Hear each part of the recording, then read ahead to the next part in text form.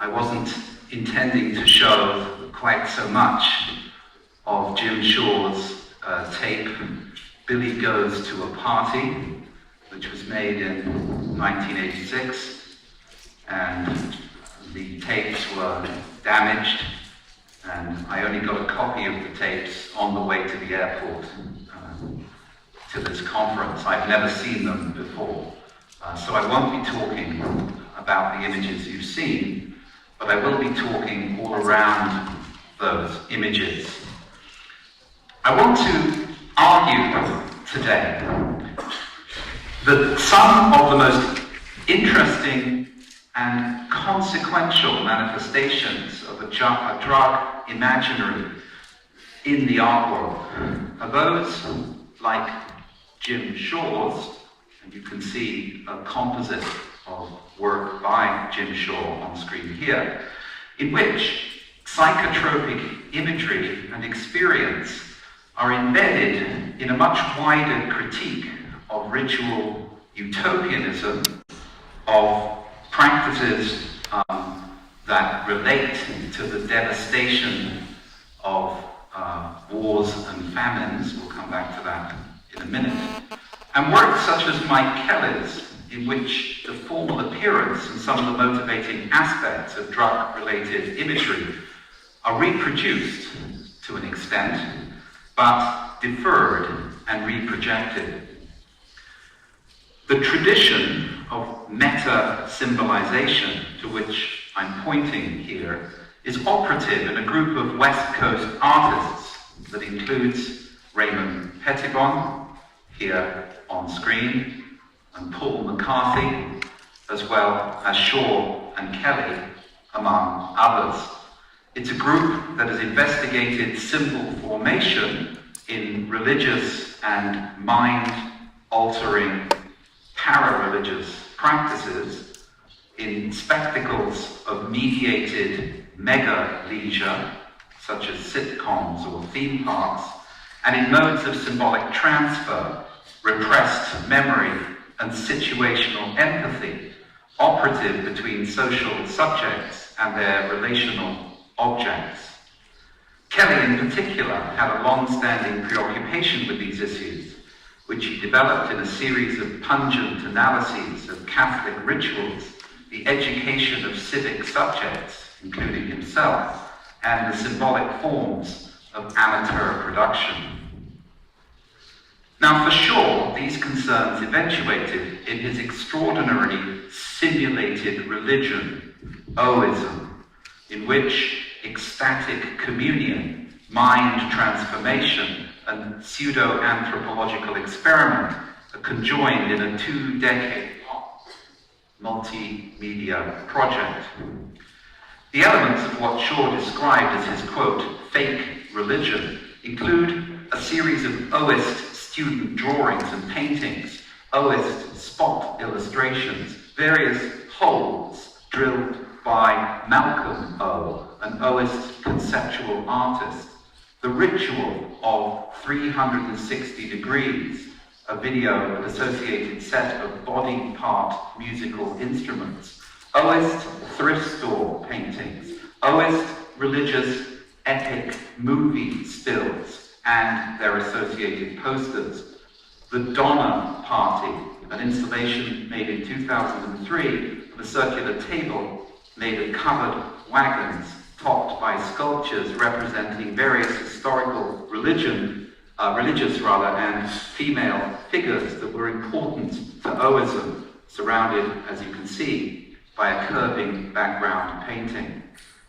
They include pages from the automatic writing of the Book of O, the Inky Depths, an Oist religious horror comic that turns into a theological debate between the Oist artists.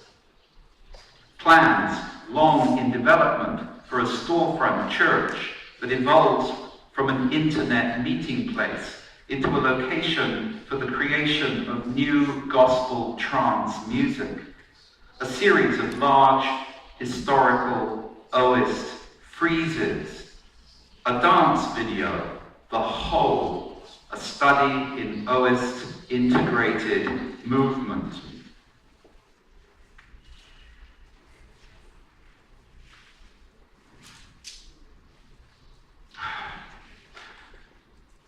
Victor, the copy that I have cuts off parts of the text. Yeah. I do apologize. I gave the text to be copied, but it didn't all come back. I think they were testing me.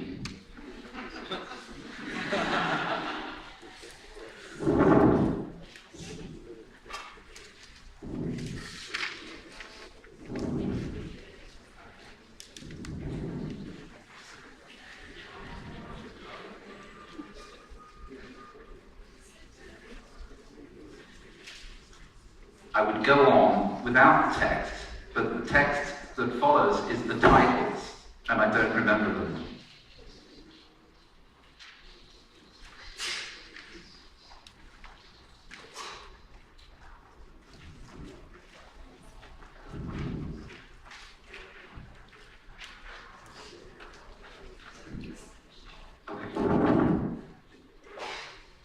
I don't know if they're okay.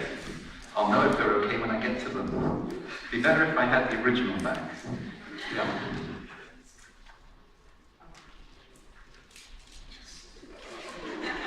Okay.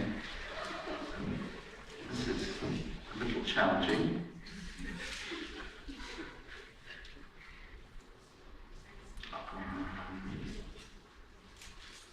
Yes, now what's happened here is that they made two copies, and Victor, you've given me the second copy as opposed to the original, and the second copy also cuts the text off. Where's the original? I don't know. The original disappeared.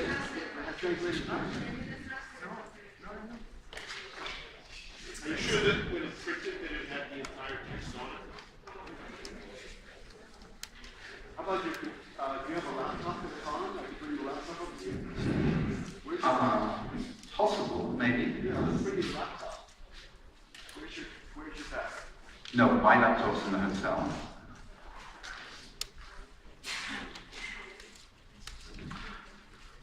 Let's see.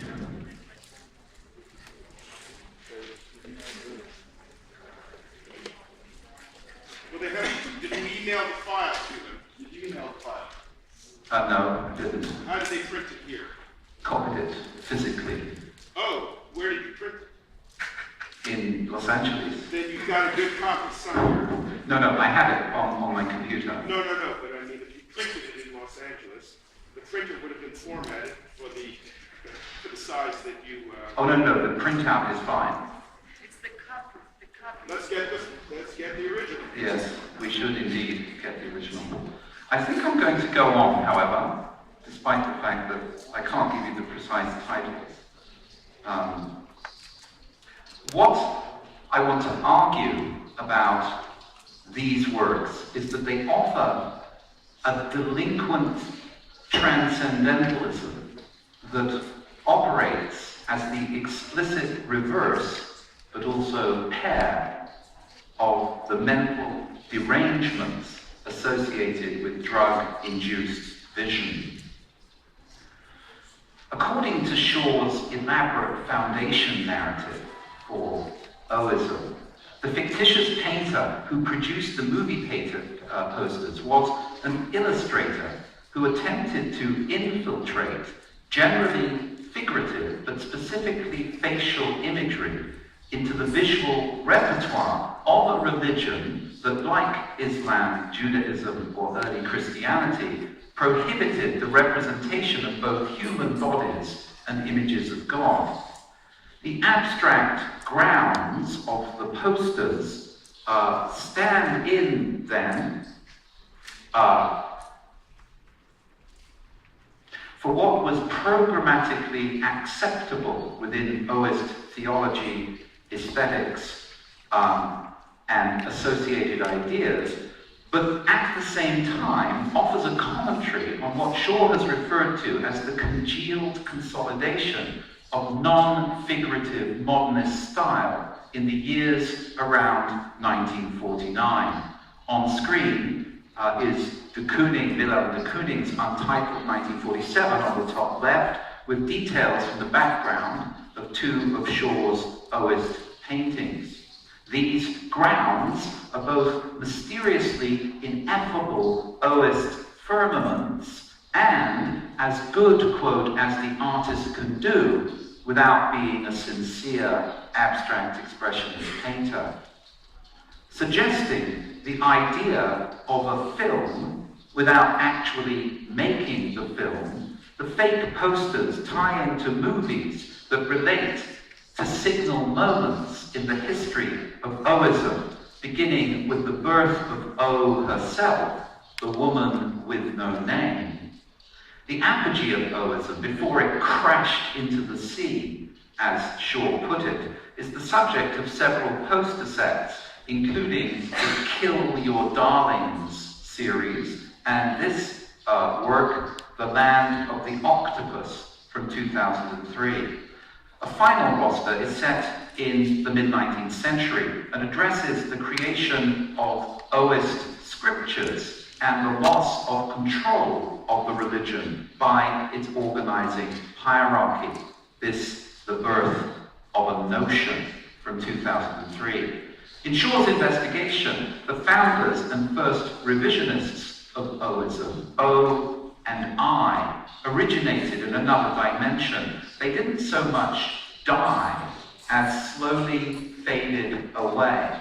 Like jinns, they could somehow be contained, and like movies and genies, they could also be re-released.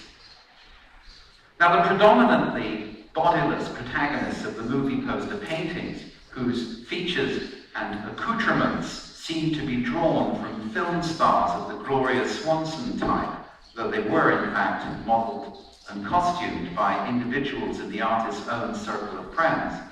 These should be understood as residual deities or priests and priestesses in the Oist pantheon, organized in groups and clusters that resemble the Christian Holy Trinity, the 12 disciples or the major prophets, or the 4 heavenly kings adopted into Chinese and Japanese Buddhism from India.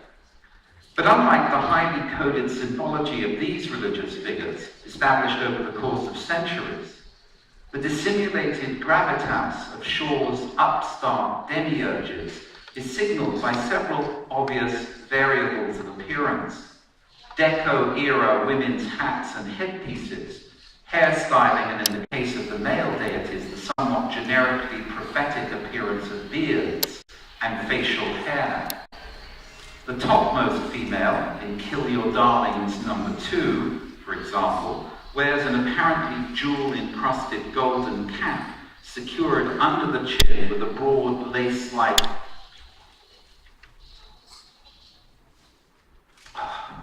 You know, every page is cut off, Victor, every page. So this is pretty hopeless. Yeah. I'm sorry, but I'm missing 3 lines at the top of every page, so it's really hard to speak without that.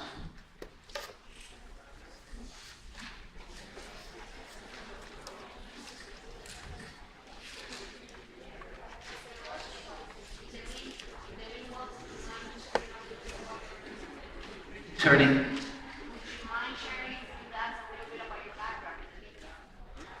I could, yes.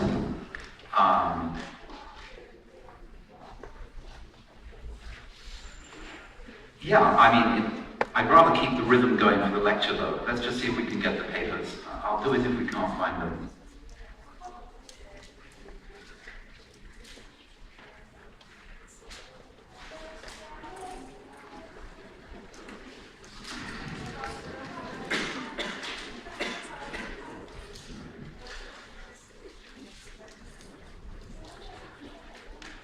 I'll go on again. So, what I'm arguing here, minus my 3 lines, is that the postures that we see reproduced mimic, in a certain sense, the postures that historians have associated with portraits of Alexander the Great, as he was converted, as you see on the left, from man to God in one of the defining gestures of apotheosis and epiphania, epiphany. And I'll be talking a little bit more about epiphany later.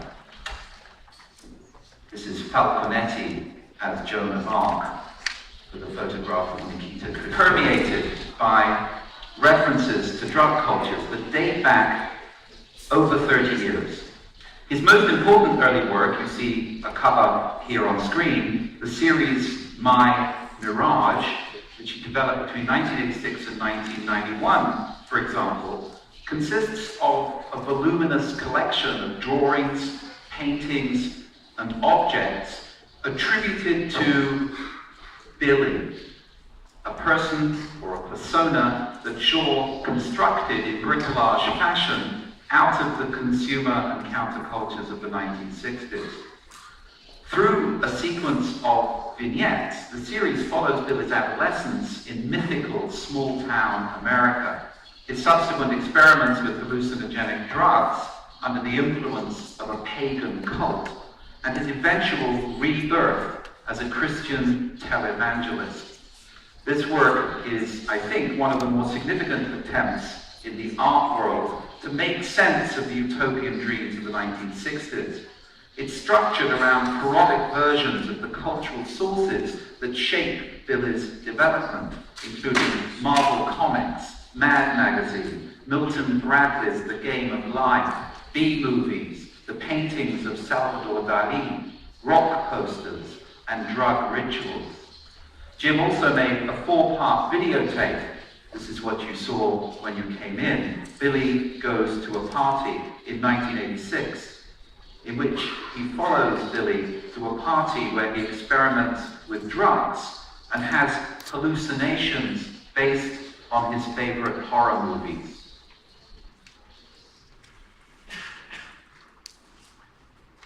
Now, the various grids of yearbook photographs of Billy's female contemporaries in the Girls in Billy's Class series from 1986, again from My Mirage, exemplify, I think, the different regimens of Shaw's tongue-in-cheek etiquette of symbolic facial replacement.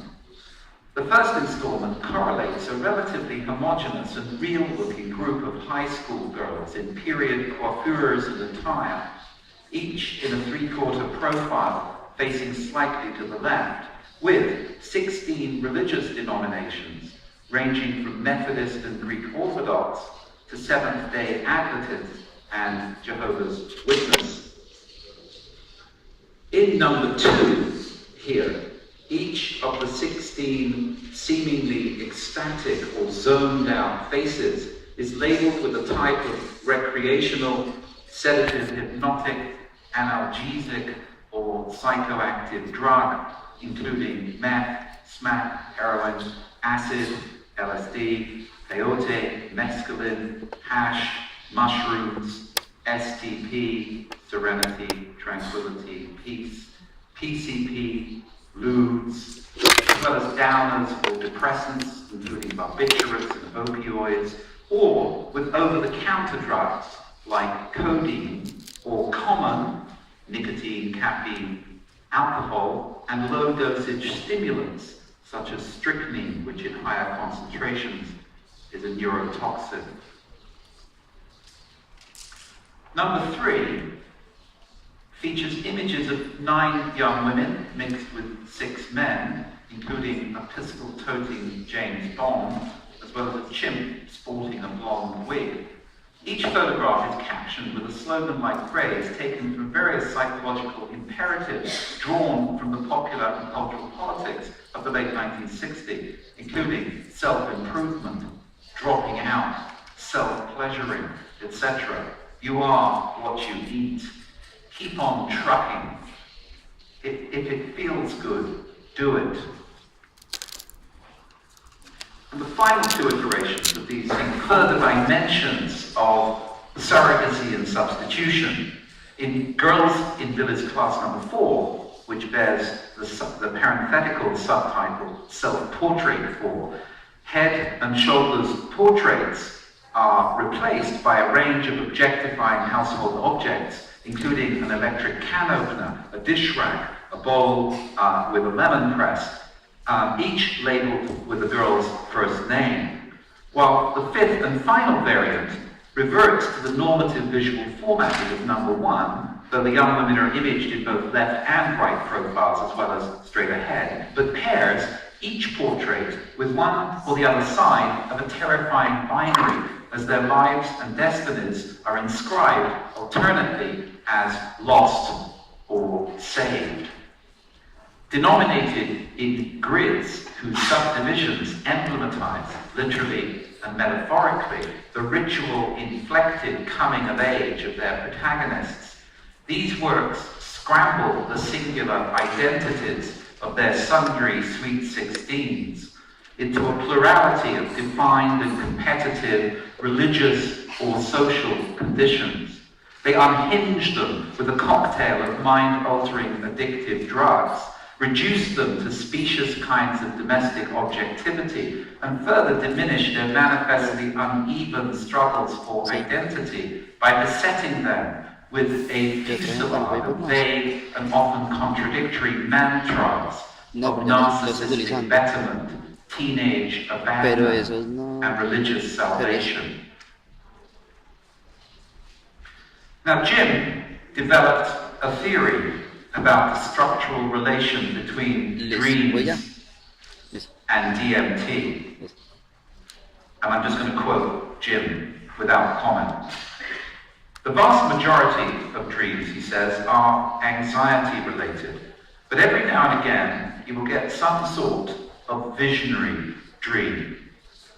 I truly believe that dreams and DMT are basically the same substance, and that you are accessing the same thing through different things, meditation, drugs. I've got to the point where I can access that same state just through listening to this mechanical device called a holosync. But I think you can get apps for the iPhone that are supposed to do the same thing. It works best for me if I have a problem to solve, if I have a partial idea for the piece. It doesn't work so well if I have no idea yet. So as part of his research for the ongoing Oism project, Jim joined a closed ayahuasca ceremony for several days last year, an experience that passed into the Oism series in several interesting and I think controversial ways. Now, Kelly, Shaw, and I touch on some of these issues in a long interview published in book form as On the Beyond. See it here. Kelly connects the psychedelic imagery which intrigued him throughout his career with the failed projects of 1960s radicalism, hippies and later yippies. But he takes up at the same time with his own version of projected reconstruction. That, I will argue, is a kind of substitute for psychotropic distortion. Now, Kelly's interest in hallucinogenic and drug cultures is perhaps not as deep as Jim's, but it relates to a whole host of wider questions which stretch across his whole career, from the early performance scripts through to his crazy inflatable here, Sex, Drugs and Rock and Roll Party Palace from 2009. Some of these interests converge with Shaw's, as in the investigation of adolescent experiments with psychedelia in Junior High School Notebook Cover from 1984. Others involve his discussion at the 100 Days Conference of how the yippies and the White Panthers negotiated between radical politics and drug-taking in his home and university town of Detroit and Ann Arbor, Michigan, and of the nexus of relations between UFOs, alien incorporation, science fiction cinema, and psychedelia in his essays on what he termed UFO-ology. These essays are collected in the second volume of his collected writings, which you see here on the screen, Minor Histories. They also include a collaboration with Raymond Pettibon on the album Torches and Standards by Raymond Pettibon and Super Session, which was issued by Black First from London in 1990. This album included The Stoners of Venice, a Jim Morrison-esque poetic rant recited over an improvised psychedelic jam.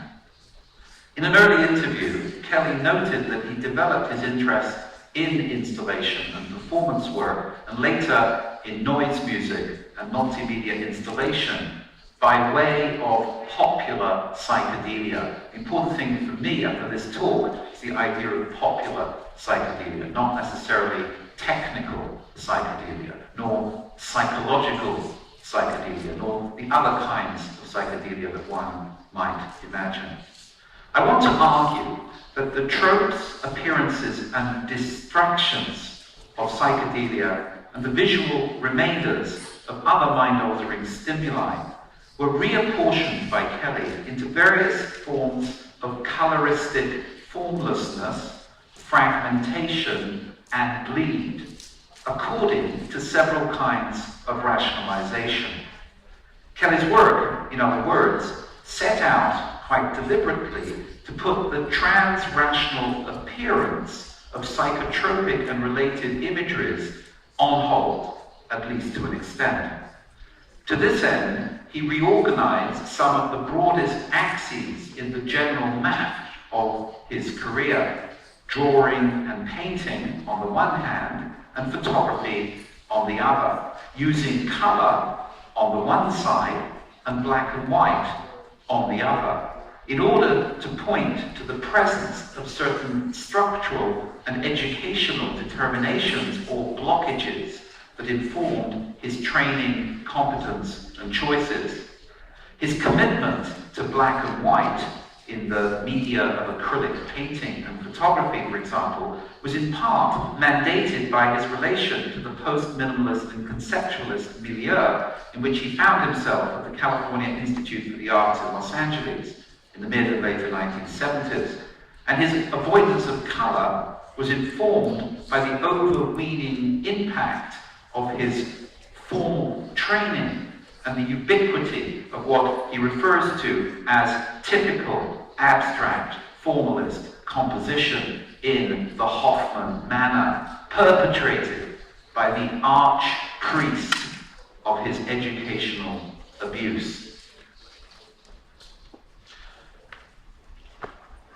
Now, Kelly used two main conduits in order to canalize his systematic countercultural reductionism. The most ubiquitous was the employment of photography, so that it stands at the center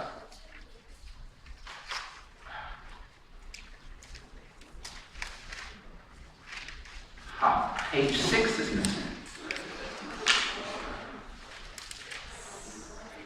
Yep, no page 6. Anyone find page 6 for me? 5 and 7. We have lost page 6. Never give your paper away at a conference. You have a bad page 6. No, I don't even have a bad page 6.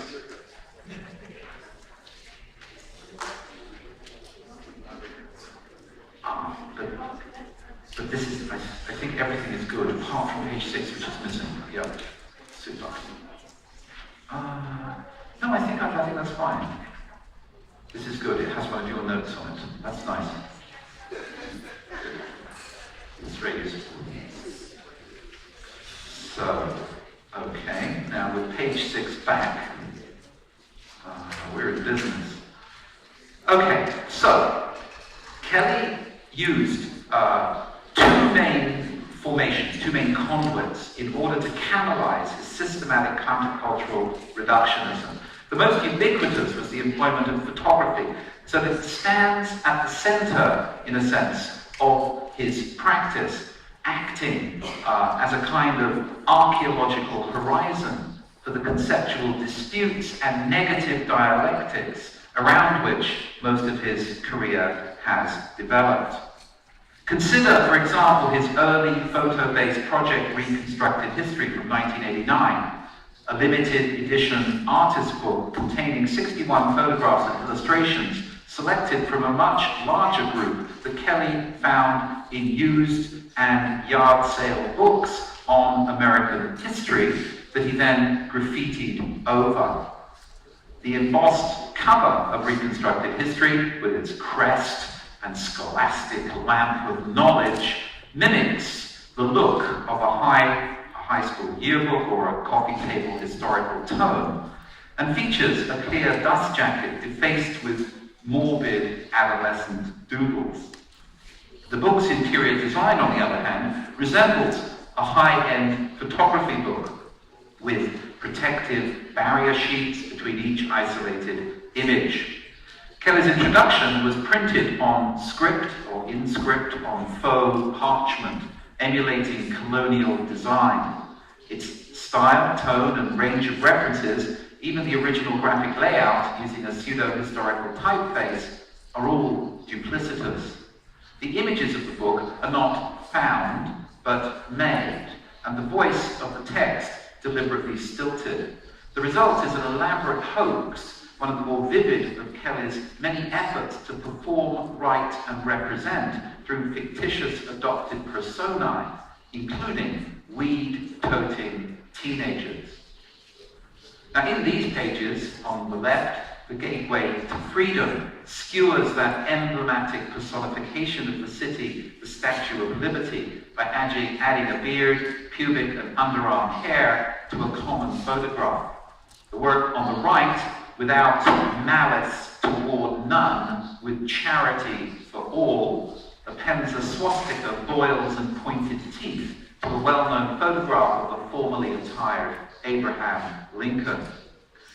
Now, the photographs in Reconstructed History negotiate a series of thoroughgoing disputes in which photography is a vainglorious first term whose alliances with truth and history are ruinously undone.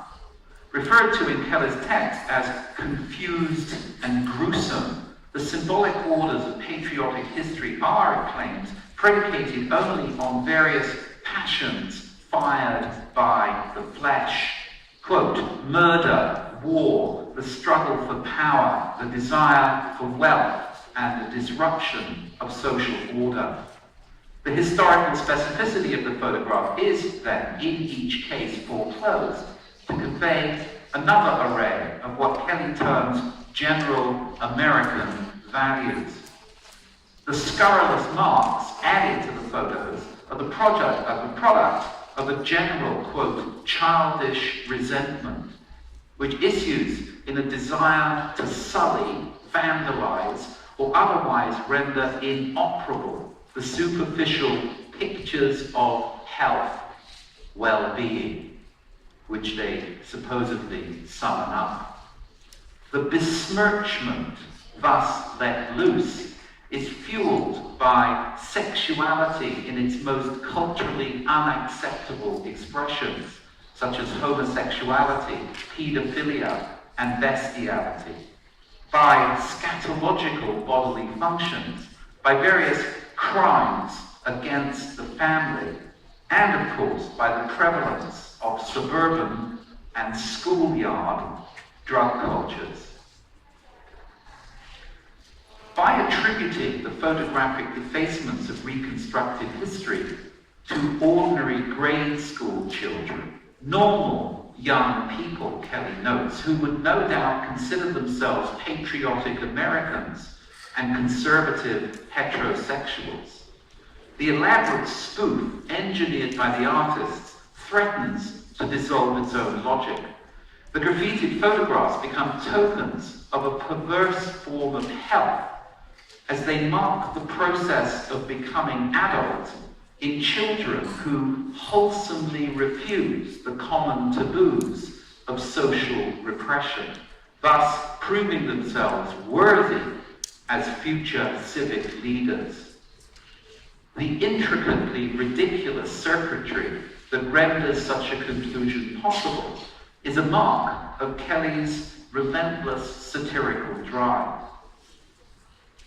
Predicated on ceaseless exchange and boomeranging recurrence, Kelly deploys molten generic categories, aesthetic, social, and historical, to defeat the putatively immobile parameters of truth and falsehood, and the very notion of a noble past looking on to a rationally predictable future. Here, photography itself is subject to a special form of deconstruction in the service of Kelly's parodic revisionism.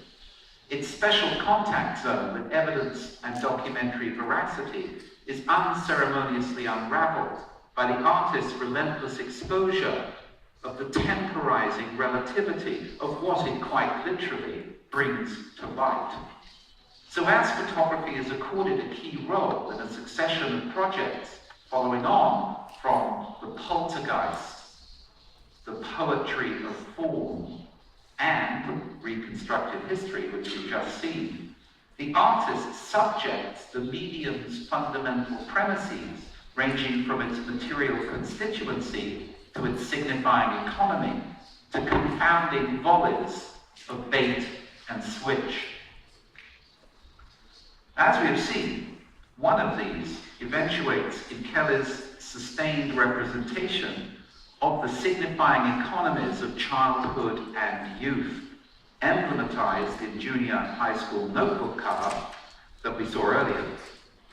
Born in 1954, Kelly would have been in junior high school precisely at the crescendo of the psychedelic movement of the 1960s, the later 1960s. It's important, I think, that he represents this moment retrospectively, a decade and a half later, in the mid-1980s, from the subject position of a suburban teenager doodling a crude interpretation of psychedelic iconography, complete with paisley forms, auratic emanations, calligraphic swirls, hippie lettering, comics book graphic shorthand, and collapsed grids, converging on an all-seeing eye that he will later use as an emblem of surveillance from the center of governmental power. Kelly's approach to hallucinogenic and psychedelic imagery is thus recycled through an imaginary consciousness itself in formation during, but perhaps not a participant in, the real drug cultures of the turn of the 70s. This is crucial because Kelly takes up with the consequences, misinterpretations, reductions, and forfeits of the countercultural psychotropic scene. Like Shaw's Billy in particular, though in a much more pervasive and abstracting manner, Kelly insists on navigating through the implications of a culture that was largely second-hand to a generation coming of age in the 1970s and 80s. Now, one measure of what Kelly attempts here, and the premises that underwrite it, is revealed in his investigation of the impingement of institutions on the uneasy dynamics of personal formation, a topic in a sense that's rarely been addressed in the art world, and with which there is almost no engagement in the paradigm or among the advocates of mainstream institutional critique. Now, it's not that nothing exists, of course. Mary Kelly's postpartum document, 1973-79, which you see here on the left with Kelly's junior high school notebook cover, which was made for Australiana in 1984.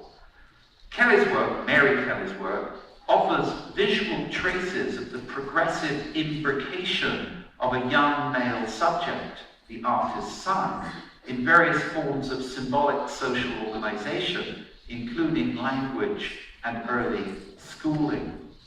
While Mary's work is obviously governed by a secondary subject position, that of the artist's mother, and Mike's by the retrospective conditions of his own maturity.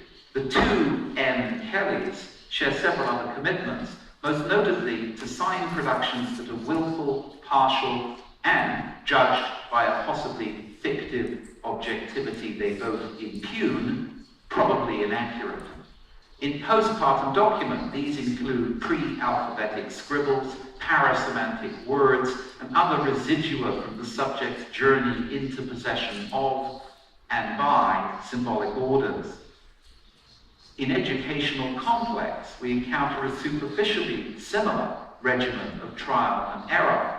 Only here, the pressures of partiality and inaccuracy are driven by the process of recall itself, undertaken by the same subject decades later.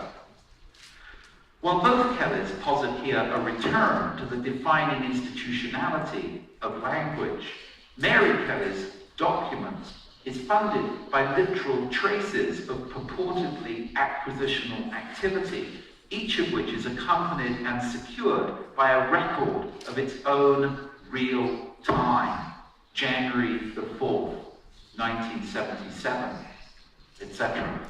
While Mike reverse engineers an incomplete complex predicated on anterior reconstruction, punctured by speculative absence.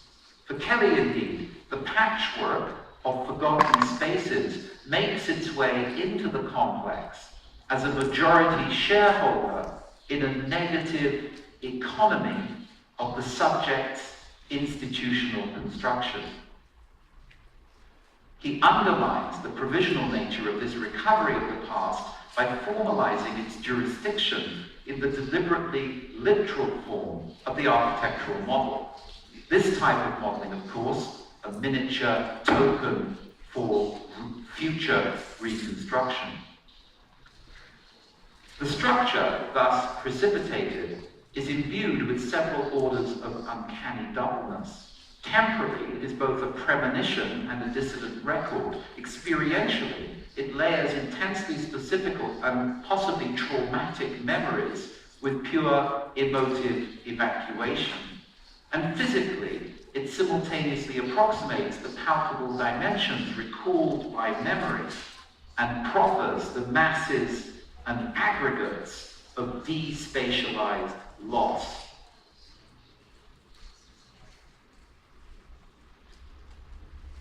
Now, Kelly shifts the terms of this discussion, both chronologically and conceptually, in this piece. We communicate only through our shared dismissal of the pre-linguistic. 1995. This is a cascade of word imperfect spoof analyses set out in the form of 15 approximately page-long texts presented in two modes. On gallery walls, next to color photographs of paintings made under Kelly's tutelage by kindergarten students while he was an undergraduate art student at the University of Michigan in the early 70s, and, as you saw in the last image, from the hard drive of a nearby computer terminal, accessible interactively to exhibition visitors. Now, We Communicate addresses the very predicates of the future, now marked as a place that might be off limits to young subjects, as what they produce is devoured by a reading science. It takes on the conditions of the involuntary, under the auspices of which Kelly gathers up the pointers and remainders of a counter-cultural imaginary, a counter-rational imaginary. In this case, such conditions arise from two sets of cultural givens. On the one hand, the series of purportedly expressive children's drawings, which it is supposed arise spontaneously and characterologically from the young subjects who make them. On the other, the analytic paradigms of child psychology, which transform the paintings into supposedly unpremeditated testimony.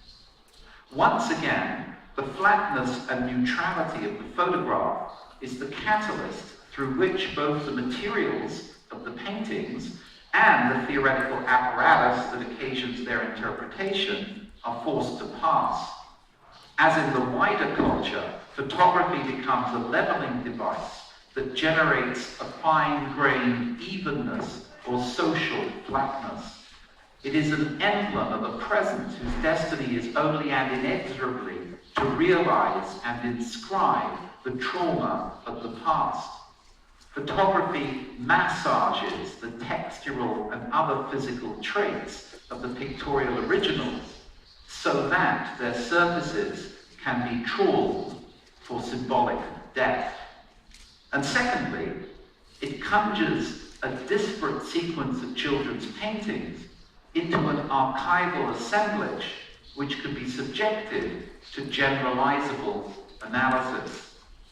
All this converges, of course, satirically and disruptively, on the very nature of the purportedly involuntary actions on which the project is predicated, the assumption by child psychology that such images grant access to the phobias and fantasies of the subjects who paint them, and that these disturbances, once identified, can be modified, dissipated, or even cured. By questioning the etiquettes of the decoding process that attempts to secure this assumption, Kelly is challenging some of the fundamental points of connection between will and reflex, and the activities said or assumed to transpire in and at the intersection of conscious and unconscious states. He is also undermining the false futurism of the psychological method, outflanking its bid to engender betterment through prescriptive diagnosis and the production of properly standardized subjects. Now, while Kelly's intricate negotiations with coming of age, education, and adolescence offers one of the main platforms for his dissident theories of cultural dissolution and reconstruction, other aspects of his work can also be identified with this project. Perhaps the most embedded of these is found in Kelly's work with the idea of formlessness itself, which, as he understands it, has a kind of debased yet inevitable inheritance from both countercultural and aesthetic assumptions that were themselves broken down during the 1960s. Now, Kelly's first sustained exercise in photography comes at these issues from another side. The Poltergeist, 1979, is a 7-part black and white photographic work made alongside an investigation into the same theme by David Askevold, who Kelly had befriended at the California Institute of the Arts. The circumambient text and much of the associated statement written by Kelly about the project is lifted from the voluminous literature on the subject of the, quote, destructive spirit and its emanations, which Kelly has located at the allegorical center of an exercise in the production of patent falsehood and simulation. But the piece, I think, is much more than a squib launched against occultist credulity or manipulative spoof. It was conceived by both artists, first of all, as a retort in kind to the strategic primacy of the documentary photographic style in the then dominant conceptual art movement, and the often belabored seriousness of much post-conceptual work using image and text. At the same time, Kelly in particular was interested in poltergeist imagery as a cipher for adolescent sexualities and their mythologizing representations. The explosive eruption of matter, heat, vapor, steam, ectoplasm, from inside a body, literally venting through its pores and orifices, offers a counterpoint to psychoanalytic theories of sublimation. For unlike the repressive smothering of desire or fantasy, possessed bodies are subject to material overflow, as the operative energies coursing through them are made visible. Now, as with much of Kelly's thinking in general, and in photography, or on photography in particular, The subjects represented in the poltergeist have a reflexive relation to the medium that engenders them. The technical precipitations, shifts, and final chemical fixing of the photographic image based on exposure to light offered Kelly a ready-made arena for the exploration of viscous or gelatinous matter. The spewing of ectoplasm is thus paired both conceptually and materially with images of other bodily ejecta, especially the money shot that became the staple of pornographic photography during the artist's own adolescence. These interests culminate in Kelly's essay on the, quote, aesthetics of UFOlogy, in which he reflects on the undifferentiated and transcendental formlessness of light itself, the qualities of which, like water, quote, but unlike slime's earthy weightiness, are apprehended, he suggests, as both unitary and actively kinetic. That's why, Kelly continues, light has found such favor in religious imagery in the form of the halo, and why fixed heavenly bodies, despite their ambiguous nature and qualities, are not fear-inducing. In documentary photos of UFOs, this elevated status is threatened, and light is imbued with terrifying negative connotations. But despite eyewitness accounts that describe flying saucers as tangible technical apparatuses, they have rarely been photographed as such. Of the innumerable photographs purporting to document flying saucers collected by the government agency Project Blue Book, very few reveal any recognizable form. Often they show only spots of light floating in the sky. It's not that these photographs image what could be potentially dangerous technologies in the service of unknown beings that makes them terrifying, Kelly concludes. It is their impenetrable quality. The photographs picture that which cannot be seen or known, and they do so by employing the sign of the formless, the blob. Now here, I think we encounter another of the hermeneutically entropic delivery systems for which Kelly is famous. For one of the final destinies of his interest in photography roots it through the iconographies of goo and excreta, only to return the technology to the place from which it originated, in the general formlessness of light. If then the assemblage mapped out by ectoplasm, sperm, and floating spots of light represents a set of limit terms for Kelly's triangulation of subjects on the threshold of formal dissolution, we can identify a number of dialogues and modifications of these conditions established elsewhere in his work. One of these takes up with photography and form, another with photography and deformation.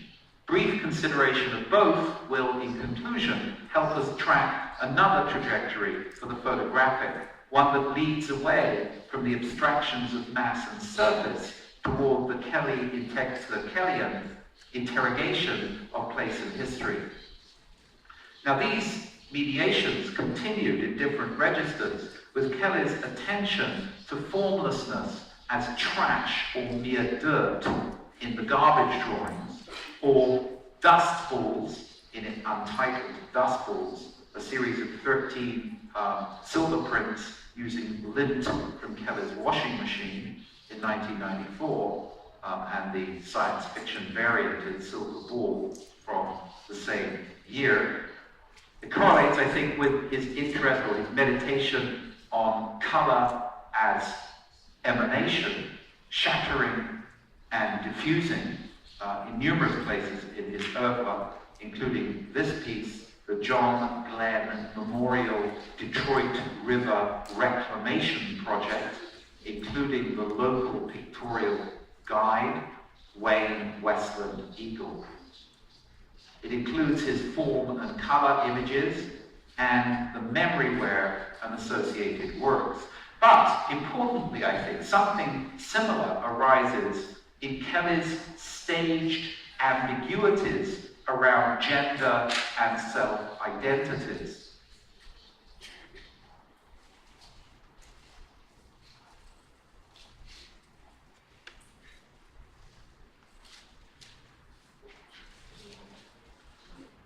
And in that ultimate end place, the psychedelia, as it comes to rest in the crude polarity between transparency, glitter, light, and darkness.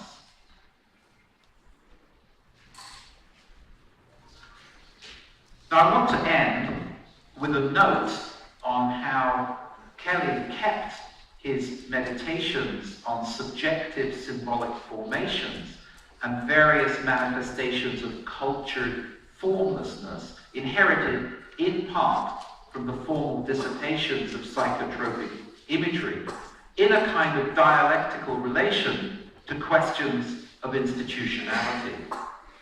From his very earliest days and first achieved artwork, Kelly reckoned with the abstruse offstage presence of economic institutionality, which he registered as a remote, abstract, and menacing discourse, as already witnessed here in one of his paintings from 1976, Uncle Sam Bank. Here is Untitled Government and Business from 1991, which I've somewhat ridiculously paired with a photograph of the Federal Reserve Chairman Ben Bernanke and company during the Senate Banking Committee hearing on the government bailout of Bear Stearns in April 2008. This is Untitled Communicating Vessels from 1991, inscribed Insurance Company, Bank, and Politician from the lump drawings.